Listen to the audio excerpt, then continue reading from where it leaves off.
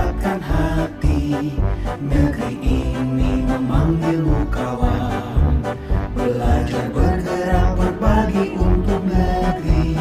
Guru penggerak majukan pendidikan. Guru penggerak menghamba pada murid. Kreatif rancang pembelajaran. Hargai potensi tingkatkan. Assalamualaikum warahmatullahi wabarakatuh. Alhamdulillah, asyhadu an la ilaha illallah wa asyhadu anna Muhammadar Rasulullah. Allahumma shalli ala Muhammad wa ala ali Muhammad. Pertama-tama kami ucapkan syukur alhamdulillah kepada Allah Subhanahu wa taala atas segala nikmat yang telah diberikan kepada kita semuanya sehingga kita masih dalam kondisi sehat walafiat. Amin. Saya Jumain, Kepala Sekolah SD Al-Falah Darussalam. Pertama-tama mengucapkan terima kasih yang terhingga kepada Kemendikbud dengan adanya program guru penggerak ini, yang mana di tahun 2022-2023 ini alhamdulillah dua guru kami, Ustazah Muslimah dan Ustazah Yunita, bisa ikut mengikuti CGP di angkatan yang ke-7 ini. Mudah-mudahan seleksi yang telah dilaksanakan oleh Kemendikbud pusat ini bisa dilaksanakan dengan sebaik-baiknya, diikuti sebaik-baiknya oleh kedua guru kami dan CGP di sekolah-sekolah lain. Dan dengan keikutsertaan guru kami Ustazah Muslimah dan Ustazah Yunita ini sangat memberikan dampak yang luar biasa. Alhamdulillah, bukan hanya dari segi pribadi tapi juga bisa mengimbaskan kepada teman-teman guru yang lain, sehingga mereka semuanya juga bisa termotivasi untuk selanjutnya bisa ikut calon guru penggerak di angkatan berikutnya. Mudah-mudahan ini bisa selalu memotivasi guru-guru yang lain bisa mengikuti seleksi dan kegiatan untuk CGP angkatan berikutnya. Dan kami sampaikan dengan keikutsertaan guru kami yang dua ini, alhamdulillah baik di dalam proses pembelajaran itu juga sangat berdampak sekali, yang mengedepankan kepada keaktifan para siswa. KKG guru juga bisa terlaksana, serta di dalam pelaksanaan pembelajaran para siswa. KKG guru juga bisa terlaksana, serta di dalam pelaksanaan pembelajaran ini sangat bisa memberikan dampak yang baik kepada guru-guru yang lain. Semoga dengan adanya guru penggerak ini, kualitas pendidikan di Sidoarjo dan khususnya dan umumnya di Indonesia ini bisa lebih meningkat. Kualitas gurunya, kualitas pendidikannya, siswa-siswanya senantiasa bisa meningkat, utamanya masalah pendidikan akhlak. Dan insya Allah kedua guru kami ini sangat berpotensi untuk bisa meningkatkan kualitas pendidikan Indonesia ini, apalagi dengan adanya CGP ini. Insya Allah kami selaku kepala sekolah di SD Al-Falah Darussalam sangat mendukung dan sangat mensupport kegiatan CGP ini. Insya Allah dengan CGP ini kualitas pendidikan di Indonesia akan semakin mantap, semakin berkualitas dengan ridho Allah Subhanahu wa taala, demi anak-anak bangsa yang lebih berakhlak, yang lebih berkualitas. Akhirnya kami ucapkan selamat kepada Ustazah Muslimah, Ustazah Yunita untuk mengikuti program guru penggerak di tahun 2022-2023 ini. Semoga Allah senantiasa memberikan kemudahan, kelancaran, dan memberikan ridhonya, sehingga dengan program ini kualitas pendidikan di Indonesia semakin bisa dipertanggungjawabkan, dan insya Allah anak-anak Indonesia akan menjadi anak-anak yang hebat, calon pemimpin bangsa, pemimpin umat yang berkualitas. Demikian sambutan dari kami. Salam Guru Penggerak. Assalamualaikum warahmatullahi wabarakatuh. Assalamualaikum warahmatullahi wabarakatuh. Waalaikumsalam warahmatullahi wabarakatuh. Oke, baik saudara-saudara, sebelum saya mulai, kita bersama-sama yel-yel ya, biar pembebasan hari ini biar tetap semangat ya. Nanti kalau saya bilang guru penggerak, kalau saudara silakan menjawab bergerak, menggerakkan, bersama-sama digerakkan ya. Oke, baik, coba saya cek dulu. Guru bergerak, menggerakkan. Baik, terima kasih. Oke, saya buka dulu. Assalamualaikum warahmatullahi wabarakatuh. Waalaikumsalam warahmatullahi wabarakatuh. Bismillahirrahmanirrahim. Asyhadu an la ilaha illallah wa asyhadu anna Muhammadan abduhu wa rasuluh. Allahumma shalli ala Muhammad wa ala ali Muhammad.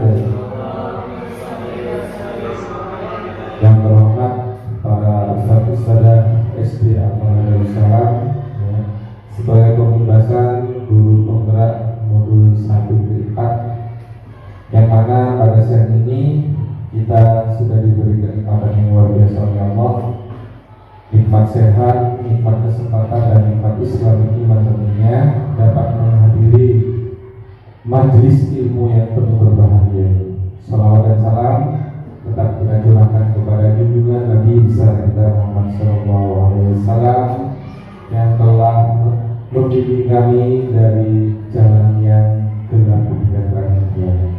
Baik, ustaz-ustaz yang dirahmati Allah dan para peserta pembebasan calon guru penggerak angkatan 7, nanti yang akan dipimpin trainer langsung oleh Ustazah Yunita. Nanti kegiatannya ada 2, yaitu yang pertama sesi 1 pemaparan, dan yang sesi kedua adalah tanya jawab.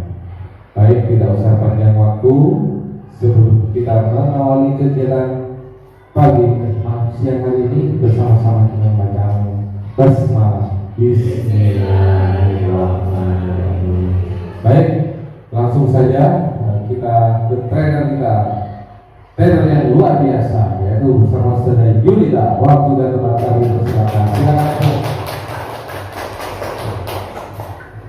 Terima kasih Ustaz Zen selaku moderator, dan terima kasih kepada rekan-rekan Ustaz dan Ustazah yang saya banggakan.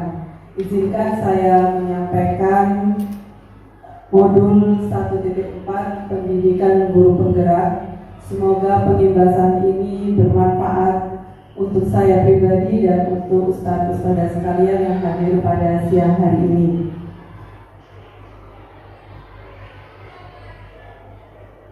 Agenda yang pertama yaitu pemaparan, dan nanti agenda kedua ada sesi tanya jawab. Untuk pemaparan kali ini ada 7 bagian yang akan saya sampaikan. Yang pertama, perubahan paradigma belajar. Yang kedua, disiplin positif. Yang ketiga, motivasi perilaku manusia. Yang keempat, kebutuhan dasar. Yang kelima, posisi kontrol restitusi. Yang keenam, keyakinan kelas. Dan yang terakhir, ketujuh, segitiga restitusi. Untuk perubahan paradigma belajar, budaya positif merupakan perwujudan dari nilai-nilai atau keyakinan universal yang diterapkan di sekolah, Budaya positif diawali dengan perubahan paradigma tentang teori kontrol. Selama ini barangkali kita sebagai guru merasa berkewajiban mengontrol perilaku siswa agar memiliki perilaku sesuai dengan yang guru harapkan. Nah, dengan adanya belajar kembali di sini, maka kita harus bisa mulai berubah lagi mengenai paradigma belajar. Seperti keyakinan-keyakinan yang sudah kita sepakati bersama, yakni kebiasaan yang sudah ada di sekolah Al-Falah Darussalam, seperti misalnya anak-anak harus angkat tangan terlebih dahulu ketika akan bertanya ataupun ketika akan ke kamar mandi ataupun toilet. Nah, itu sudah dilaksanakan oleh sekolah kita. Kemudian anak-anak hormat dan tanggung jawab, hormat terhadap guru dan bertanggung jawab dengan dirinya sendiri terhadap tugas-tugas. Itu juga merupakan perubahan paradigma belajar yang selama ini telah diterapkan di sekolah kita. Sehingga kita sebagai guru harus mengetahui posisi kontrol guru, yaitu mandiri, reflektif, kolaboratif, inovatif, dan berpihak pada murid. Itu semua kita pelajari dan kita praktekkan agar kedepannya kualitas pendidikan kita semakin maju. Disiplin positif. Ketika mendengar kata disiplin, kita mungkin terbayang tentang sebuah peraturan. Benar atau tidak ya? Benar ya. Kita akan terbayang mengenai peraturan bahwa kita harus disiplin terhadap sesuatu yang sudah ditetapkan oleh sebuah aturan. Bapak Pendidikan kita Ki Hajar Dewantara menyatakan bahwa di mana ada kemerdekaan, disitulah harus ada disiplin yang kuat. Sungguh pun disiplin itu bersifat self-disiplin, yaitu kita sendiri yang mewajibkan kita dengan sekeras-kerasnya, tetapi itu sama saja sebab jikalau kita tidak cakap melakukan self-disiplin, wajiblah penguasa lain mendisiplinkan diri kita. Dan peraturan demikian tentulah harus ada di dalam suasana yang merdeka. Demikian menurut Bapak Pendidikan kita. Sehingga Bapak Ki Hajar Dewantara menyatakan bahwa untuk mencapai kemerdekaan dalam konteks pendidikan kita saat ini, maka murid yang merdeka syarat utamanya adalah harus ada disiplin yang kuat. Disiplin yang dimaksud adalah disiplin diri yang memiliki motivasi internal. Jika kita tidak memiliki motivasi internal, maka kita memerlukan pihak lain untuk mendisiplinkan kita atau motivasi eksternal yang berasal dari luar, tapi bukan dari diri kita sendiri. Jadi misalnya anak didik kita melakukan sesuatu hal yang tidak sesuai atau tidak disiplin, maka kita sebagai guru, pemimpin pembelajaran di kelas wajib untuk melaksanakan tugas memberi pengarahan untuk mendisiplinkan murid. Adapun definisi kata merdeka menurut Ki Hajar Dewantara adalah tidak hanya terlepas dari perintah, akan tetapi juga cakap untuk memerintahkan diri sendiri. Ini sangat sulit sebenarnya ya, kita harus bisa memerintahkan diri sendiri. Namun apabila kita mampu melaksanakan hal ini, insya Allah kita benar-benar menjadi pribadi yang merdeka. Jadi ikhlas menerima sebuah keyakinan tanpa ada paksaan dan benar-benar mendapatkan motivasi secara internal. Dengan kata lain, seseorang yang memiliki disiplin diri, mereka bisa bertanggung jawab terhadap apa yang dilakukannya karena mereka mendasarkan tindakan mereka pada nilai-nilai kebajikan universal. Mungkin ustadz-ustadz di sini sudah memahami apa saja poin-poin dari kebajikan universal itu. Apa saja ya Ustadz? Ustadz Aris? Ya, benar Sataris. Seperti datang pada tepat waktu begitu ya, boleh. Kemudian apalagi kebajikan universal yang sudah kita sepakati bersama. Ya, kita mengajar tepat waktu. Jadi misalnya guru bidang studi tepat pada waktunya, tidak terlambat sehingga anak-anak bisa mendapatkan haknya untuk belajar. Kemudian kalau di siswa, kira-kira kebajikan universal apa? Ya benar, datang ke sekolah tepat waktu, kemudian membawa buku pelajaran sesuai jadwal, itu bagian dari kewajiban universal di anak-anak.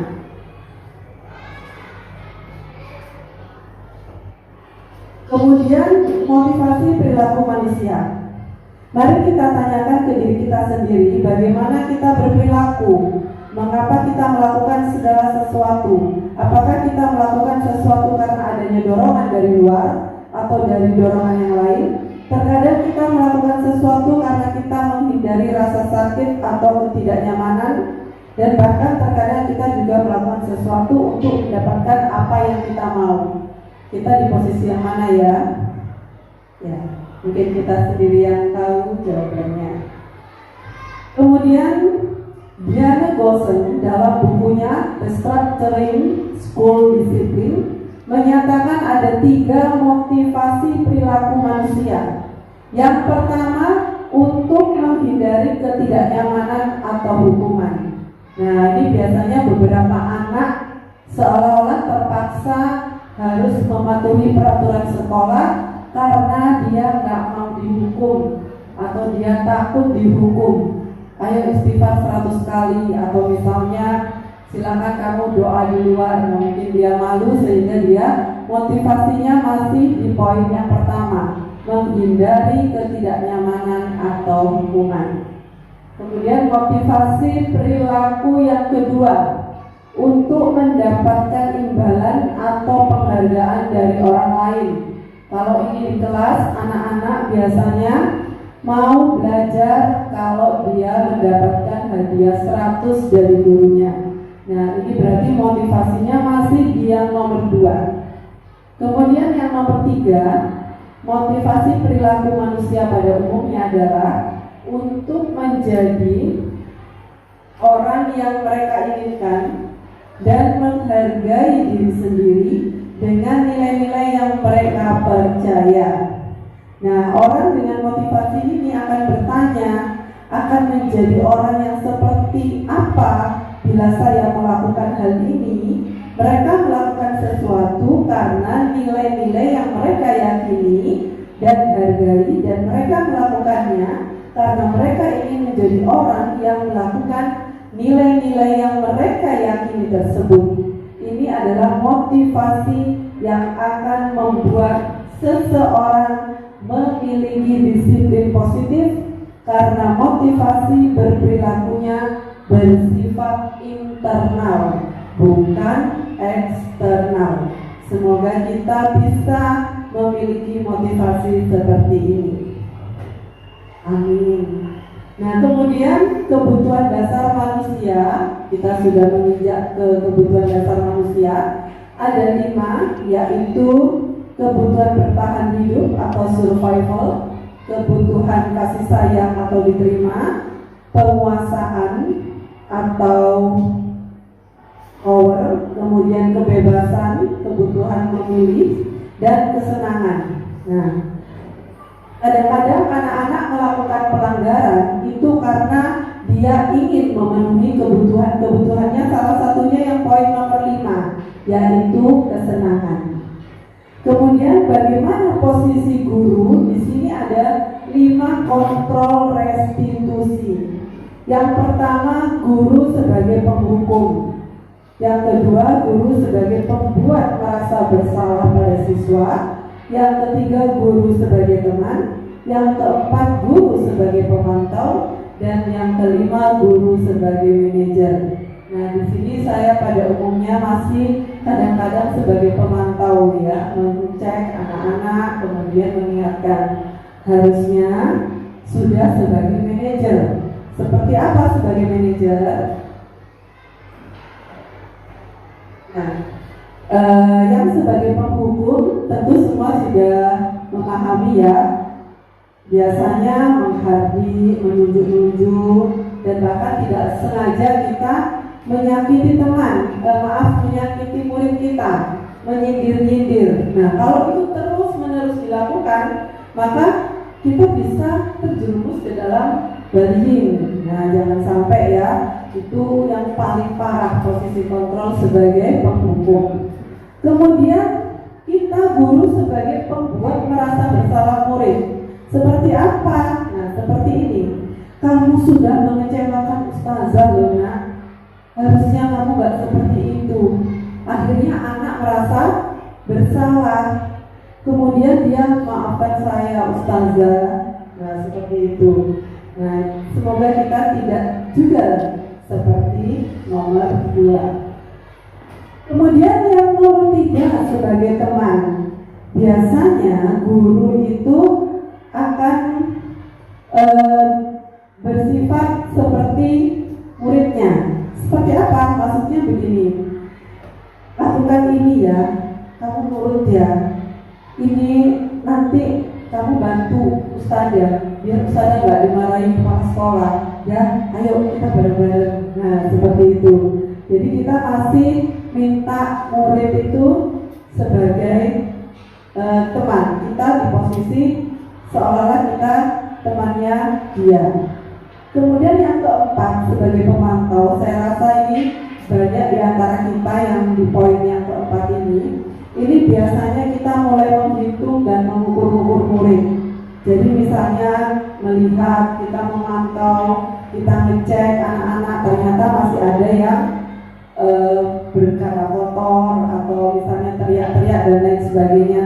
Kemudian kita ingatkan, kamu nggak tahu ya peraturan di kelas, ayo baca. Nah, kemudian kita memantau untuk kegiatan selanjutnya apakah dia sudah sesuai atau tidak, seperti ini. Jadi kita kayak selalu mengawasi. Beda dengan ketika sebagai manajer. Nah, harapannya dengan adanya pembebasan ini, kita semua di sini bisa posisinya sebagai manajer. Jadi guru itu harus bisa mengajukan pertanyaan-pertanyaan kepada murid yang nantinya murid itu menjawab dan akhirnya dia mengetahui secara sendiri di mana letak kesalahannya dan berubah sesuai dengan apa yang menjadi keyakinan bersama. Yakni misalnya begini, guru mengajukan pertanyaan, apa yang kita yakini, apa yang kamu yakini hal tersebut. Kamu yakin nggak kalau misalnya berkata kasar itu kamu memiliki banyak teman? Tentu murid akan menjawab tidak. Nah, jadi kita beri pertanyaan yang pertanyaan itu bisa dijawab oleh murid sehingga dia sadar di mana letak kesalahannya. Ini contohnya pada murid yang suka berkata kasar seperti itu ya. Kemudian seperti apa keyakinan-keyakinan yang ada di kelas? Tentu keyakinan yang nilai-nilainya kebajikan universal. Jadi sedikit mirip-mirip seperti peraturan kelas, namun nilai keyakinan kelas ini lebih ke sikap yang hati nurani. Jadi yang memang benar-benar itu diyakini oleh hampir di seluruh dunia dimanapun, bukan hanya di kelas tapi di mana-mana tempat. Nilai-nilai kebajikan bahwa menekankan pada keyakinan seseorang agar lebih memotivasi seseorang itu dari dalam, sehingga dia tergerak dan bersemangat untuk menjalankan sebuah keyakinan tanpa paksaan dari manapun, tetapi murni dari keyakinan yang sudah dia yakini sedalam-dalamnya dari dalam dirinya. Nah, tugas kita itu mengingatkan keyakinan tersebut. Kemudian pembentukan keyakinan di kelas. Tadi seperti yang sudah saya sampaikan, lebih ke bersifat seperti hati nurani. Maksudnya itu abstrak, jadi tidak bisa nyata terlihat seperti peraturan. Namun keyakinan kelas itu diawali dari pertanyaan-pertanyaan universal. Jadi misalnya kita akan membuat sebuah keyakinan kelas bersama anak-anak, maka kita menanyakan dulu, bolehkah Ustazah bertanya, misalnya di dalam sebuah kelas ada anak yang berteriak-teriak, bagaimana menurut pendapatmu? Kemudian pasti ada anak yang menjawab, tidak sopan, tidak layak, tidak baik. Kemudian kita tawarkan bagaimana kalau itu kita masukkan dalam keyakinan kelas kita. Setuju. Nah, kemudian kita tuliskan bersama anak-anak. Nah, untuk menuju kepada kontrol sebagai manajer, seorang guru harus memahami segitiga restitusi. Apa saja segitiga restitusi itu? Namanya segitiga, otomatis ada 3. Yang pertama, menstabilkan identitas atau stabilize the identity. Nah, di sini bertujuan untuk mengubah identitas anak dari orang yang gagal karena melakukan kesalahan menjadi orang yang sukses. Caranya bagaimana? Caranya, berbuat salah itu tidak apa-apa. Ustazah dulu juga pernah tidak membawa buku pelajaran sesuai jadwal. Nah, seperti itu. Jadi anak sudah langsung merasa, oh berarti aku gak apa-apa. Nah gitu ya. Itu namanya menstabilkan identitas untuk kasus anak yang tidak membawa buku pelajaran. Kemudian guru yang kedua untuk segitiga restitusi, memvalidasi tindakan yang salah atau validate the misbehavior. Di sini tujuannya gimana? Yaitu menunjukkan bahwa guru memahami alasan dibalik tindakan murid. Padahal kamu bisa melakukan yang lebih buruk dari ini ya. Nah, jadi seperti nyindir ya, tapi bukan nyindir, tapi lebih ke memvalidasi. Memvalidasi itu berarti kayak mengingatkan murid tersebut bahwa benar kelakuannya itu salah. Awalnya kita itu menstabilkan dulu, kemudian kita memvalidasi. Kamu pasti punya alasan kenapa kamu nggak membawa buku pada hari ini. Tentunya dia nanti akan bilang, iya semalam itu aku sudah belajar lalu diletakkan di atas meja, lupa nggak memasukkan ke tas. Nah seperti itu. Untuk kasus tidak membawa buku. Nah, kemudian guru melakukan yang terakhir. Setelah memvalidasi, maka menanyakan keyakinan atau seek the belief. Tujuannya untuk menunjukkan bahwa guru memahami alasan dibalik tindakan murid. Teori kontrol menyatakan bahwa kita pada dasarnya termotivasi secara internal ketika identitas sukses telah tercapai. Jadi langkah 1 yang tadi ya. Dan tingkah laku yang salah telah divalidasi, yaitu langkah yang kedua. Maka anak akan siap untuk dihubungkan dengan nilai-nilai yang dia percaya dan berpindah menjadi orang yang dia inginkan.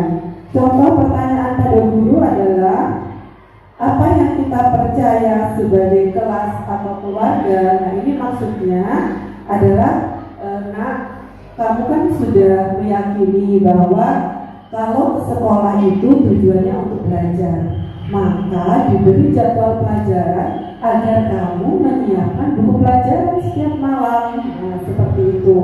Jadi kita benar-benar berpihak pada murid. Maksudnya apa? Maksudnya tidak membuat murid tadi seperti dihukum, kemudian kecewa, merasa bersalah. Tapi kita sebagai manajer yang memang benar-benar tindakan kita berpihak pada murid, sehingga murid benar-benar sadar dan termotivasi secara internal. Salam bahagia Ibu dan Bapak Guru hebat. Dalam penerapan disiplin positif restitusi, salah satu program yang dikembangkan adalah 5 posisi kontrol. 5 posisi kontrol dalam restitusi adalah proses perjalanan seorang pendidik agar dapat mengenali dirinya. Pada video kali ini, kita akan membahas tentang 5 posisi kontrol yang dikembangkan oleh Diane Boston dan contoh penerapannya.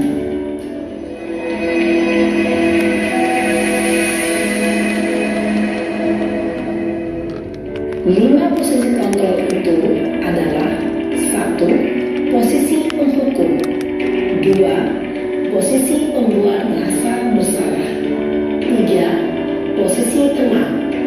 4. Posisi pemantau atau monitor. Dan 5. Posisi manajer. Untuk lebih memahami kelima posisi tersebut, mari kita saksikan kasus Naren yang terlambat hadir 20 menit di sekolah dan melihat bagaimana kelima posisi kontrol dalam menghadapi masalah tersebut.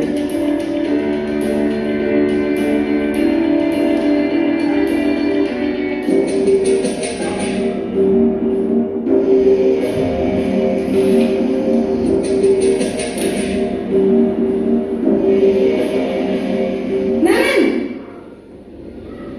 Sini kamu! Selamat pagi, Bu. Selalu terlambat. Kamu deh, pasti terlambat. Maaf, Bu. Saya Apa? Apa coba? Alasan kamu apa lagi? Kapan sih kamu tidak terlambat? Malas sekali ya kamu jadi anak. saya Dasar pemalas. Gak kapok-kapok sih kamu. Sudah berapa kali terlambat? Sana, kamu keliling lapangan basket 2 kali. kenapa saya harus ke lapangan basket, Bu? Kenapa? Kamu melawan ibu. Berani-beraninya jawab. Sudah terlambat, masih berani jawab pula. Sekarang, keliling lapangan basket 5 kali sekalian. Biar kapok. Cepat. Pergi sana ke lapangan basket. Posisi penghukum biasanya berbicara dengan nada tinggi, menghardik, menunjuk-nunjuk, menyakiti, dan menyindir. Hukuman bisa berupa fisik maupun psikis. Ibu dan bapak guru hebat. Dampak yang terjadi pada murid ketika guru berada pada posisi penghukum adalah murid cenderung akan memberontak, bahkan menyimpan dendam.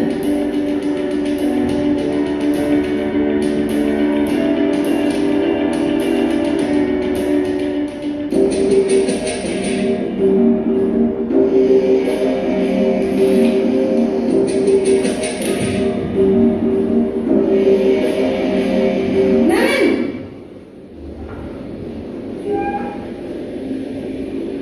Selamat pagi, Bu. Naren! Kamu kenapa terlambat lagi, nak? Ya Tuhan, Naren. Kamu senang ya bikin ibu susah ya? Kalau kamu terlambat lagi, nanti ibu yang ditegur bapak kepala sekolah, nak. Disangka ibu tidak bisa membina kamu. Duh, gimana ini? Maaf, Bu. Duh, Gusti Naren. Kamu suka ya kalau ibu ditegur bapak kepala sekolah? Terus, sekarang ibu harus tulis apa ini di buku absen? Ini kamu sudah sering terlambat loh. Ibu harus apa coba? Maaf, Bu. Maaf sekali. Ya sudah, lain kali jangan bikin ibu susah lagi ya nak ya. Ibu tidak akan kuat lagi kalau kamu begini terus. Bisa jantungan kalau ibu ditegur bapak kepala sekolah. Sana cepat ke kelas. Maaf ya, Bu. Maaf sekali. Posisi pembuat rasa bersalah berbicara dengan nada tenang, cenderung lembut, namun kata-kata yang diutarakan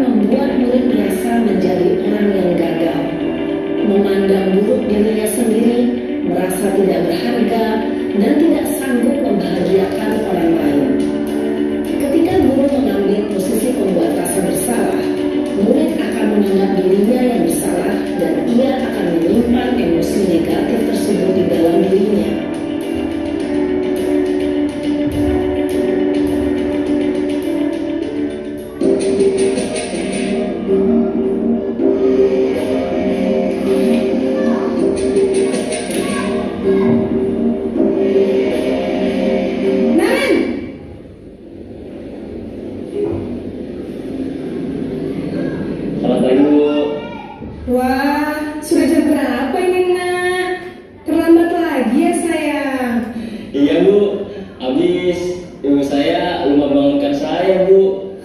Kamu malah menyalahkan ibu kamu. Kamu bukannya anak yang larinya paling kencang. Kok terlambat sih? Iya, Bu. Saya memang terlambat bangun tadi. Jadi, biarpun saya lari kencang, tetap gak kekejar, Bu. Ya sudah sana. Nanti lain kali larinya lebih kencang lagi ya. Biar gak terlambat lagi. Bikin senang ibu. Demi ibu. Bisa kan? Bisa lah, Bu. Ya sudah sana masuk kelas. Ibu beresin urusan absen kamu. Kamu ini ada-ada saja. Dalam posisi teman, guru berbicara dengan nada suara ramah, akrab, cenderung bersenda gurau untuk menjaga suasana tetap santai. Murid akan merasa senang, aman, dan akrab dengan guru. Identitas yang tercipta adalah identitas sukses atau berhasil.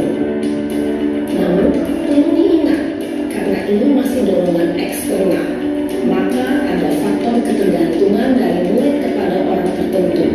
Di sini, guru absennya, sehingga di lain waktu, murid bisa berperilaku baik, namun hanya kepada orang-orang tertentu saja.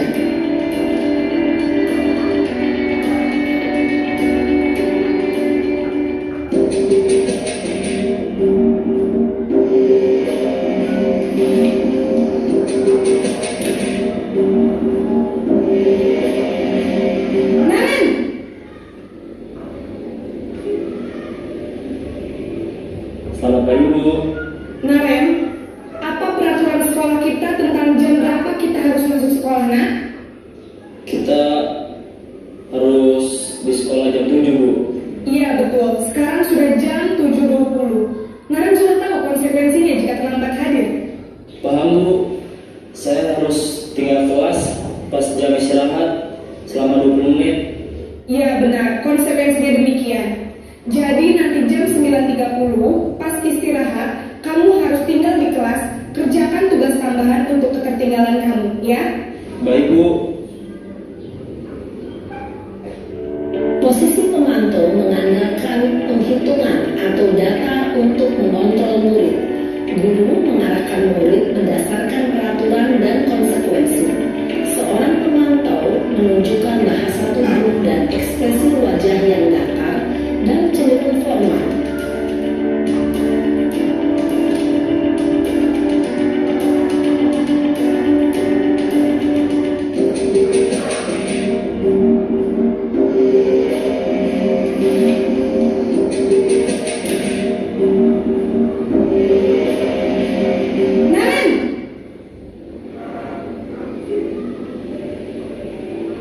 Selamat pagi, Bu. Selamat pagi, Naren. Maaf, Bu. Saya terlambat. Iya, sekolah masuknya jam 7, sekarang sudah jam 7.20. Jadi sekarang bagaimana ini, Naren? Maaf, Bu. Saya lupa setel alarm saya semalam. Baiklah, menurut kamu, keyakinan sekolah yang mana yang perlu kamu tingkatkan? Menghargai diri sendiri dan orang lain mungkin, ya, Bu. Setuju. Jadi, apakah Naren meyakini prinsip saling menghormati tersebut? Iya, Bu. Saya meyakininya. Apakah Naren bersedia memperbaiki masalah keterlambatan ini? Bersedia, Bu. Bagaimana kamu akan perbaiki masalah keterlambatan ini? Saya akan coba untuk tidak lupa menyetel alarm saya, Bu. Baik, kalau Naren lupa menyetel alarm di rumah, ada orang yang kira-kira bisa bantu mengingatkan tidak? Ada, Bu. Kakak saya, Kak Emma. Ada lagi selain Kak Emma?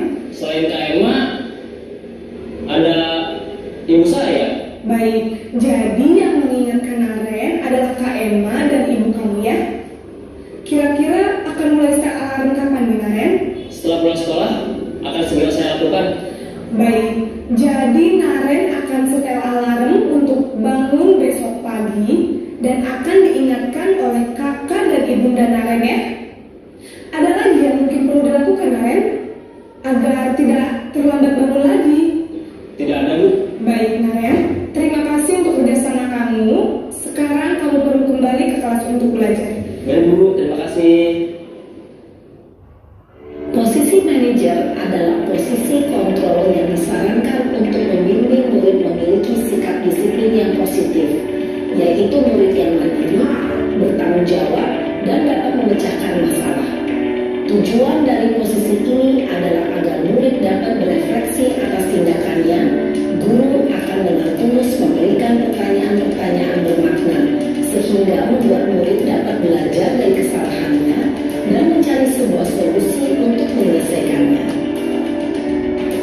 Ibu dan Bapak Guru hebat, setelah mengamati adegan kelima posisi kontrol tadi, kira-kira posisi mana yang paling ideal?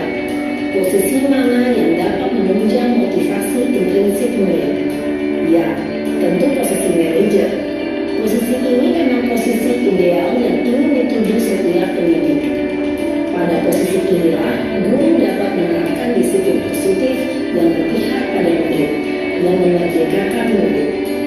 Perjalanan seorang pendidik tentunya mandiri, merdeka, dan bertanggung jawab.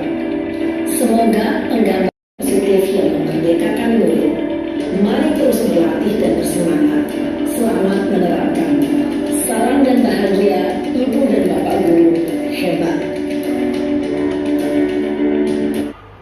Terima kasih.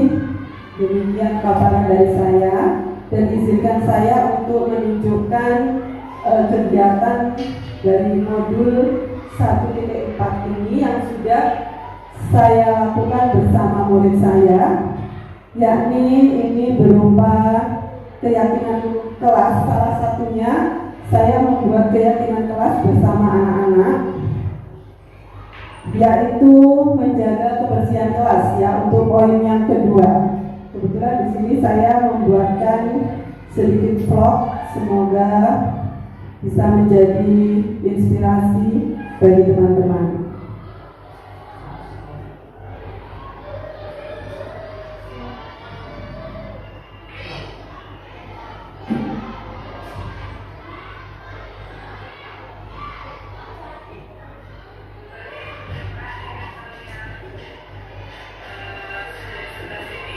Nah, di sini anak-anak saya minta untuk selalu setiap kali akan sholat menyiapkan tiket terlebih dahulu. Tiket itu berupa sampah yang sudah mereka kumpulkan ketika setelah makan, selain yang sudah dibuang ke tempat sampah. Dan kalau anak-anak ada rapi, kemudian mereka berbaris, soli sendiri, solihah sendiri. Nah, seperti ini, sehingga kelasnya menjadi bersih. Ini sampah-sampah anak-anak. Ini sudah saya lakukan sejak saya mendapatkan pendidikan dari guru penggerak, sehingga kelas selalu bersih. Baris tunjukkan tiket kalian dari sebelah sini. Tunjukkan tiketnya, Mbak. Mbak Fika. Oke.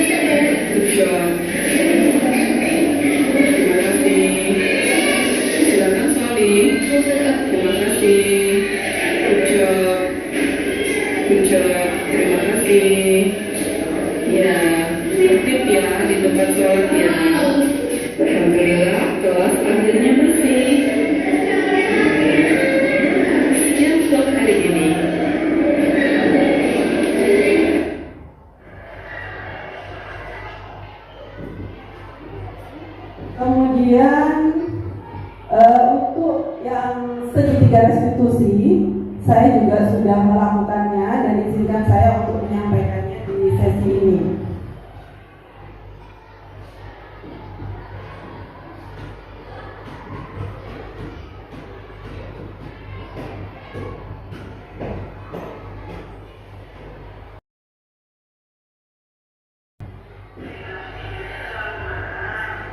Ini kasusnya Mbak Aira selalu datang terlambat.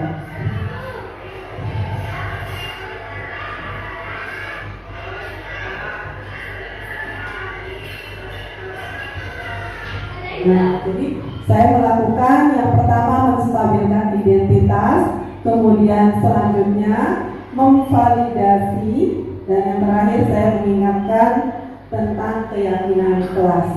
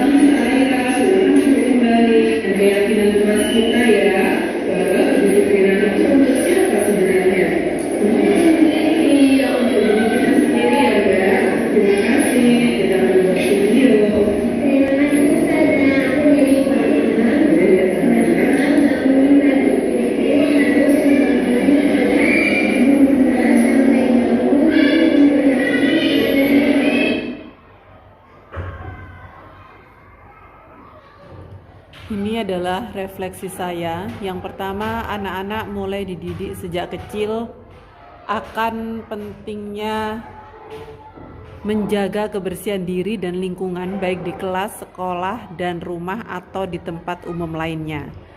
Yang kedua, anak-anak akan paham ketika kita memberikan penjelasan keuntungan jika kita melakukan apa yang kita yakini bersama, beserta kerugiannya jika kita melupakan apa yang akan diyakini bersama. 3, semua keyakinan itu harus tertanam kuat dalam diri anak sehingga kelak dewasa dia menjadi manusia yang merdeka.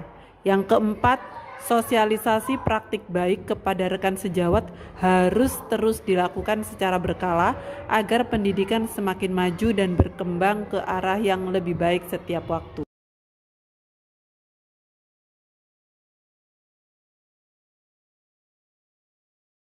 Demikian yang bisa saya sampaikan. Semoga bermanfaat dan saya mohon maaf apabila ada salah kata maupun salah sikap sejak saya awal presentasi hingga akhir ini. Akhirul kalam, wassalamualaikum warahmatullahi wabarakatuh. Saya kembalikan kepada moderator. Baik, terima kasih saudara kita atas waktu dan ilmunya. Baik, saudara saya dan saya banggakan. Baik, guru bergerak,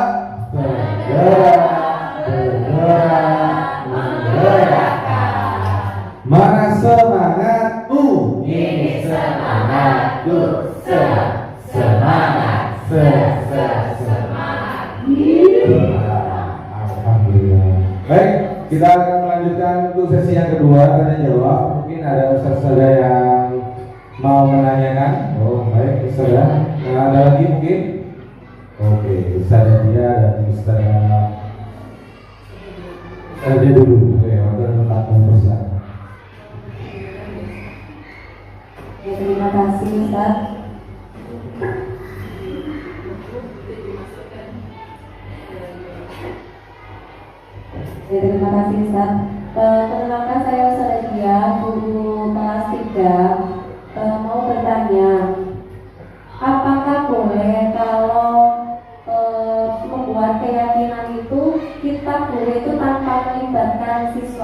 Jadi guru sendiri yang membuat tanpa berdiskusi dengan siswa. Nah, gitu. Apakah boleh langsung membuat sendiri? Apakah memang harus didiskusikan bersama dengan siswa? Terima kasih ya, guru kelas 3 mau bertanya, apakah boleh kalau membuat keyakinan itu kita guru itu tanpa melibatkan siswa? Jadi guru sendiri yang membuat tanpa berdiskusi dengan siswa. Nah, gitu. Apakah boleh langsung membuat sendiri? Apakah memang harus didiskusikan bersama dengan siswa?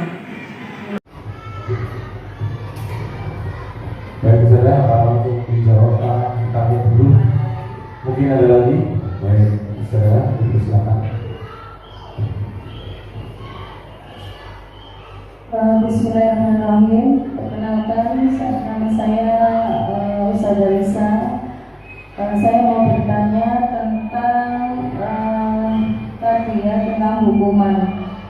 Selama ini di lingkungan sosial anak-anak, mereka sudah mengetahui kalau melanggar itu pasti ada sanksinya. Seperti di jalan, kalau kita melanggar kan ada ditilang sama polisi, ada hukumannya.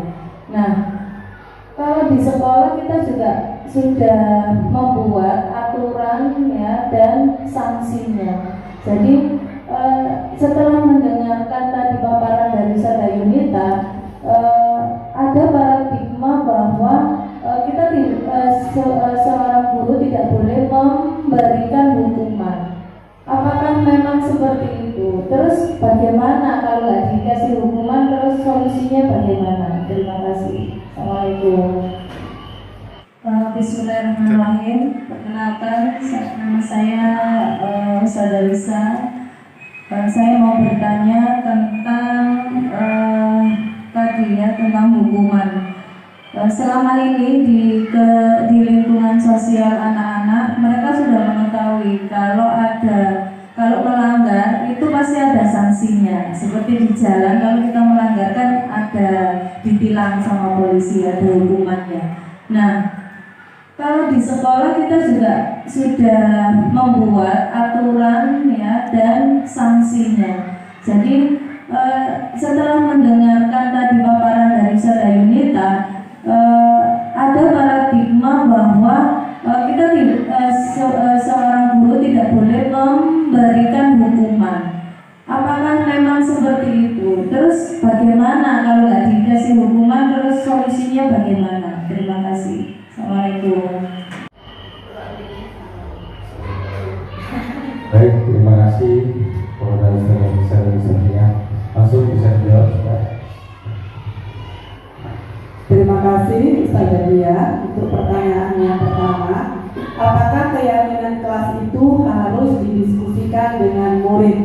Nah, keyakinan kelas sebaiknya didiskusikan dengan murid. Apakah boleh keyakinan kelas itu tiba-tiba langsung ada dari guru? Kalau ditanya boleh saja. Namun tetap harus disosialisasikan, istilahnya begitu, disosialisasikan kepada murid, kemudian disepakati bersama. Bahkan karena anak-anak sekarang sudah mulai pandai dan bisa memahami apa yang kita mau, kadang-kadang ada ide justru dari anak-anak, sehingga kita bisa merevisi kembali apa yang sudah kita buat. Jadi misalnya kita mau mengadakan keyakinan kelas bersama anak-anak, memang efektifnya kita membuat terlebih dahulu, kemudian kita mengajak anak-anak. Jadi jawabannya boleh saja kita membuat, kemudian kita sosialisasikan. Terima kasih. Kemudian terima kasih juga kepada Ustazah Lisa yang telah memberikan pertanyaan kedua. Bagaimana seorang anak itu jika tidak dihukum? Apakah tidak ada hukuman sama sekali? Dalam hal ini, untuk membentuk budaya positif kepada anak-anak, itu bukan berarti tidak boleh memberikan hukuman. Hukuman boleh diberikan hanya dan apabila jika kita sudah melakukan segitiga restitusi tidak berhasil. Maksudnya begini, anak itu belum mampu dan memahami secara internal motivasi yang harus dia lakukan. Jadi dia masih belum paham, sehingga memang diperlukan pada anak seperti ini, kasus tertentu itu dibutuhkan hukuman agar dia mengetahui di mana letak kesalahannya, seperti itu saudara. Tapi tidak langsung memberikan hukuman, tetap kita bersabar melakukan segitiga restitusi. Apa saja tadi Ustazah segitiga restitusi? Langkah yang pertama, menstabilkan sikap anak, ya. Ustazah pernah terlambat juga, Ustazah juga pernah waktu SD tidak membawa buku pelajaran. Kemudian segitiga restitusi yang kedua tadi apa, Ustazah? Kita memvalidasi sikap anak. Memvalidasi maksudnya kayak menyadarkan dia itu sebenarnya salah, tapi kita tidak, kamu salah nak. Nah, kita tidak seperti itu, tapi melalui pertanyaan-pertanyaan. Menurutmu kalau kamu datang ke sekolah 7:30 itu bagaimana? Sementara kita masuknya jam 7. Nah seperti itu, akhirnya mau tidak mau dia menjawab, iya ya salah dan sebagainya. Kemudian segitiga restitusi yang ketiga tadi apa ya? Yang terakhir, kita mengingatkan kembali tentang keyakinan kelas yang bersumber dari kebijakan kebaikan universal. Demikian Ustazah Dia dan Ustazah Lisa, semoga jawaban ini bisa diterima dengan setulus-tulusnya. Bagaimana Ustazah? Bisa diterima ya? Terima kasih banyak. Saya kembalikan kembali kepada moderator. Oke, baik. Mungkin ada yang mau tanya lagi? Ya, alhamdulillah. Baik, Ustazah yang dirahmati Allah, ya. Berakhirlah acara untuk hari ini. Semoga ilmu kita bermanfaat untuk generasi anak kita yang hebat. Ya, sebelum kita mengakhiri kegiatan siang hari ini bersama-sama dengan baca alhamdulillah dan doa terus.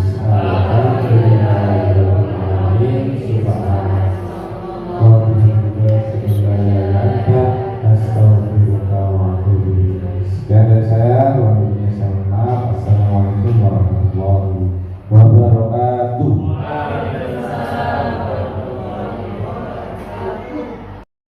Assalamualaikum warahmatullahi wabarakatuh. Guru harus bisa sebagai manajer yang memberikan pertanyaan bermakna sehingga menimbulkan kesadaran motivasi intrinsik pada diri murid. Masya Allah, bagus sekali isi modul pendidikan guru penggerak. Guru penggerak, bergerak, tergerak, menggerakkan.